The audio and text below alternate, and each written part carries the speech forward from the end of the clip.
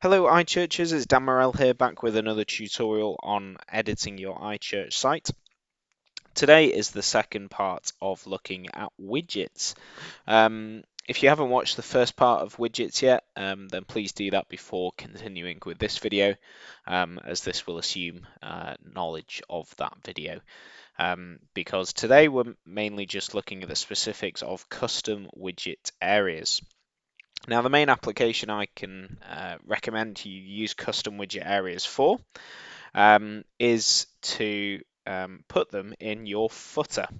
There are other options available. You can put custom widgets areas wherever you like, but this is the best application of them, I feel. But if you find any other ways that you think would be more useful, or you want a tutorial on other bits and bobs, then please do get in touch. So, just a reminder that our footer is at the bottom of our of every page here. So we've got this about us bit and contact us. You see we've got this is in telling you where you can edit that. So we're going to go first of all to our custom widget areas first. So to do that, we go to Appearance and then Widget Areas, and we need to create some to begin with. So you'll see we've got some already. I'm just going to delete those to make it easier to look at. And we're going to add a new widget. So we're going to call this Custom Widgets 1. We don't want a location for it yet, so we're just going to leave that as it is. And then we're just going to add new widget area. We'll then add another one. We'll just call it Custom 2.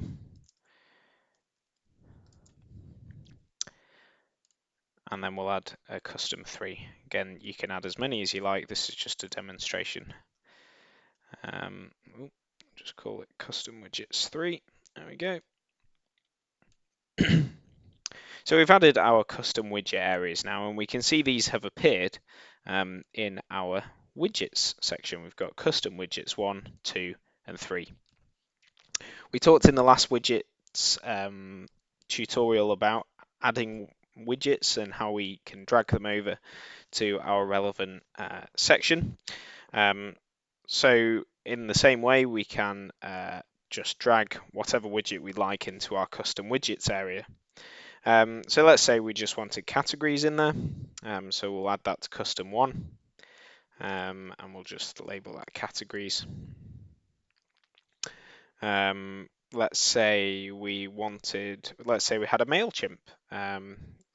This is a pop-up that's from Jetpack, which is a plugin that's installed on your site, and you'll see it's inviting us for some code here. And if we click the question mark, you'll see it's actually just telling us what we need to do.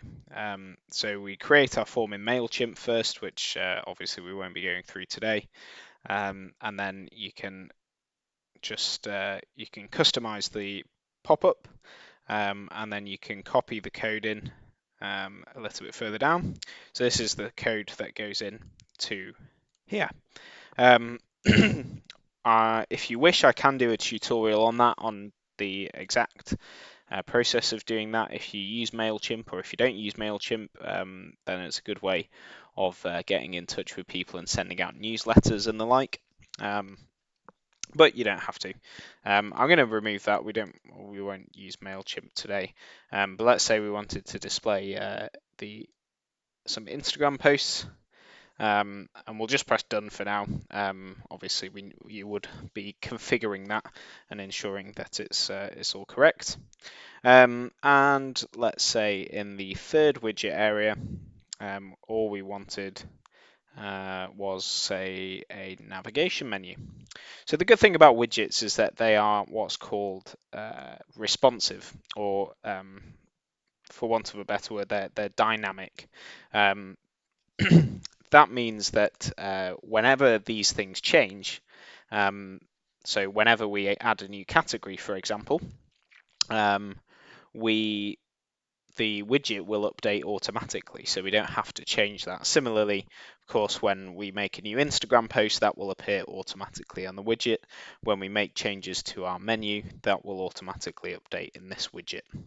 So that's a real advantage of widgets, is that rather than just putting in text into your footer, or as we looked at in the last tutorial, into your sidebar, then you can actually get your widget to update that for you, basically.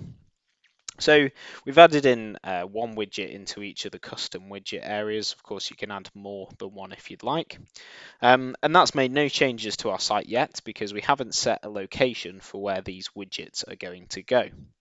And as I said, the best use of custom widget areas, I feel, is putting them in the footer. So we're going to go to where we would edit the footer. So we've done this in a previous tutorial. So theme options, and we'll be in layout, and then you'll see we've got footer here. So we're going to click footer. Again, we're not going to go over this too much, but we've got the number of columns we can have, which we'll just stick at 3. And in all of our footer options, we've got content of external page, custom content, which we've looked at in a previous tutorial, and here is the one we want to use, the floating widget area. And you'll see we've got our custom widget areas to choose from here. So we can click custom widgets 1. Let's say in the second column we want to put custom widgets 2, and in the final column custom widgets 3. So that's just an example of how you might do it. And we're going to click Save Options. And once that's finished loading, then I'll refresh the page. And you'll see we've got our categories at the bottom. Of course, we've not set up the Instagram, so that won't appear. And then the navigation menu, we didn't finish setting up either, which I will just do just to show you the example. So we've got custom widgets 3 here. We're going to title it menu, and we select the menu. So we've got the iChurch 5 menu there, so we're going to save that. So I'll just refresh that again, and you'll see our menus popped up. Obviously, this is just an example. I wouldn't recommend putting your menu in this form on the footer, because as you can see, it all looks a bit messy, to be honest. But this is, as I say, just an example. But this is how you do it. So we were in our theme options, and we're simply selecting a custom widget, a floating widget area, and a custom widget to go with that. And so at any point we can go back to widgets and change it. So if we wanted to get rid of that navigation menu, we just drag that out and leave it. And we can add absolutely anything in here. Let's say, like in the previous tutorial on widgets, we want to add a gallery. Or you could just add one photo if you like, but we don't need to use widgets for one individual photo. But we can go to our media library, and we can display multiple photos. Create the new gallery. We can caption them if we wanted to, and you can edit this at any point by going back into it. And then we'll refresh that, and you'll see we've got a nicely displayed photo gallery at the bottom here.